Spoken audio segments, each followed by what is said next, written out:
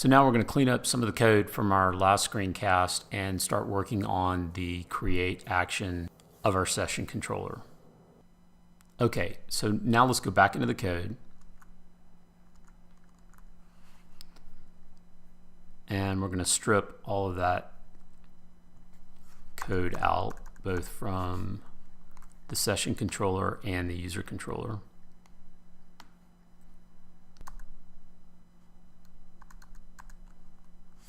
And now we're going to create our second action, which of course is going to be create. Okay, do not let this amount of code kind of overwhelm you. We're going to go over this step by step. So just like with the sign up form, you have the new action that actually produces or renders the form that you want the user to fill out. And then create is actually creating a new session from the parameters in the sign-in form instead of creating a new user like we did with the user controller. So the first thing we're going to do is we're going to check whether the user has put some value in the email field and the password field.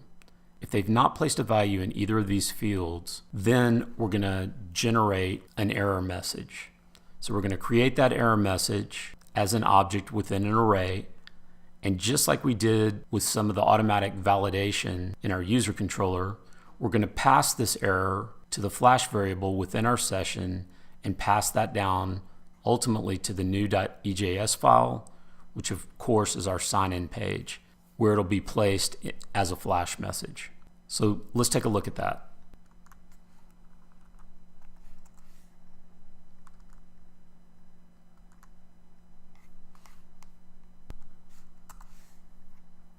So I'm going to try to sign in with no values in either of these fields. And here's our error message that we just created. You must enter both the username and password. And again, here's our message.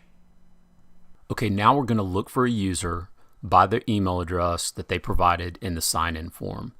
And we're using a convenience method called dynamic finders instead of just the find one method that we've used in the past. These dynamic finders allow us to use an attribute of the model, in this instance, email, and then return one user if that user is found in the model. So we're either going to get an error or that user. If no user is returned, we're going to create this error message, pass it to our flash mechanism, and then redirect back to the sign-in page, also called new.ejs in the session views. Let's take a look at that.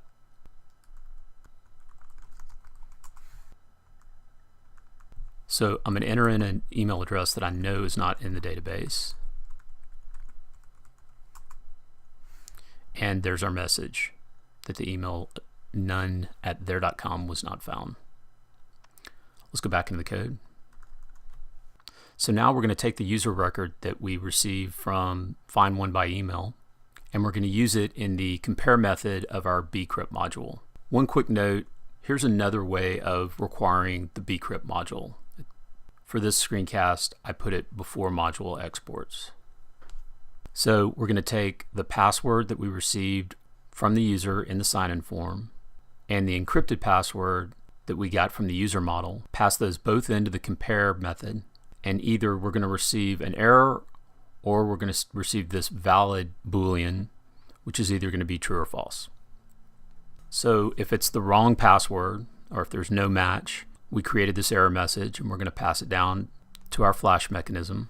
And if it is true, we're going to go ahead and create a value called authenticated in our session object and assign that to true. And we're going to create a user in our session and assign the user object to user. Then we're going to go ahead and redirect to the user's profile page by passing in their user ID and appending it onto user/show. Okay, let's take a look and see how that works.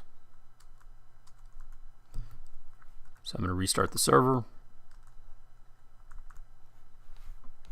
and refresh here.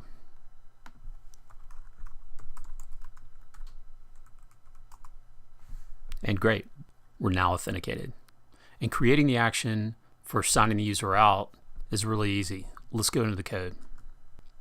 So now we need to destroy the session, and we can do that through the destroy action. So all we have to do is destroy the session and redirect the browser to the sign-in page. Let's see what that looks like.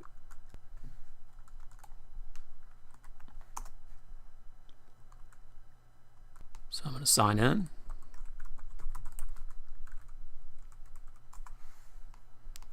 And to sign out, we'll just put in session/destroy. And now we're signed out. But what does that really do? Because right now we're signed out, and I can go to any part of our program, including making changes here.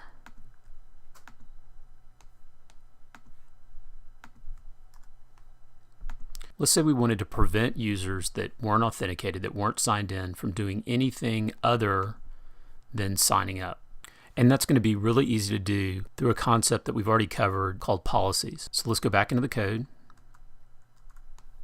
And under policies, we'll look at authenticated.js.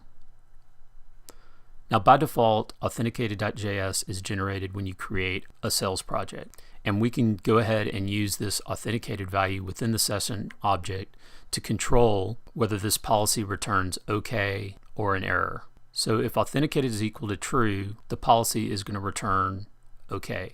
If it's not true, we created an error here that you must be signed in, pass that to our Flash mechanism, and we redirect to session/new. And then to institute this policy, we're going to go to config policies. And as you may recall, we have a policy called Flash, and we want that Flash policy to be used on every controller in action. But with the authenticated.js, we want that to apply specifically to the user controller. So let's take a look at what that looks like. So now within the user controller, we want the new action to continue to use the Flash policy, and then any other action within the user controller, we want to require the authenticated policy. So you've got to be authenticated in order to get to any of those actions other than new in the user controller. Okay, let's see what this looks like. So I'm going to restart the server.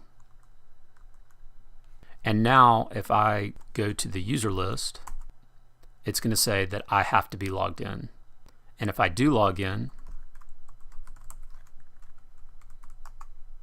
no problem. I'm going to be able to get to my user profile, to the user list, to make changes,